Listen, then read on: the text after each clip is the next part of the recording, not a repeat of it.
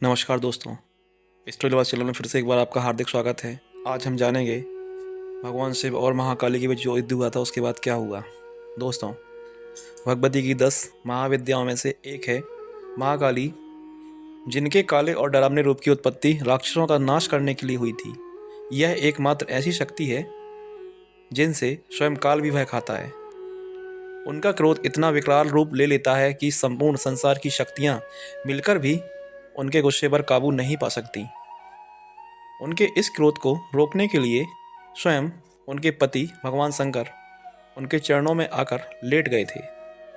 दोस्तों, स्टोरीवाज चैनल को सब्सक्राइब करें। इस संबंध में शास्त्रों में बहुत सारी कथाएं वर्णित हैं। दैत्य रक्तबीज ने कठोर तप के बल पर वर पाया था कि अगर उसके खून की एक भी बूंद धरती पर गिरती है तो उससे अनेक दैत्य पैदा हो जाएंगे। उसने अपनी शक्तियों का प्रयोग निर्दोष लोगों पर करना शुरू कर दिया। धीरे धीरे उसने अपना आतंक तीनों लोगों पर मचा दिया। देवताओं ने उसे युद्ध के लिए ललकारा। भयंकर युद्ध का आगाज हुआ। देवता अपनी पूरी शक्ति लगाकर रक्तबीज का नाश करने को तत्पर थे, मगर जैसे ही उसके शरीर की एक भी बूंद धरती पर गिरती, उस एक बूंद से अनेक रक्तबीज पैदा हो जाते। सभी देवता मिलकर महाकाली की शरण में चले गए। माँ काली असल में सुंदरी रूप भगवती दुर्गा का काला और डरावना रूप है, जिनकी उत्पत्ति राक्षसों को मारने के लिए हुई थी।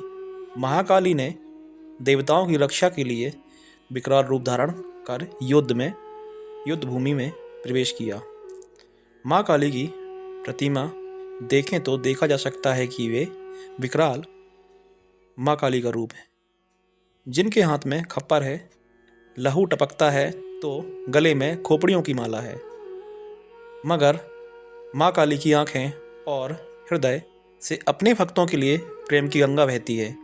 महाकाली ने राक्षसों का वध करना आरंभ किया, लेकिन रक्तबीज ने खून की एक भी बूंद धरती पर गिरती तो उससे अनेक दानवों का जन्म हो जाता, जिससे युद्ध भूमि में दैत्यों की संख्या बढ़ने लगी।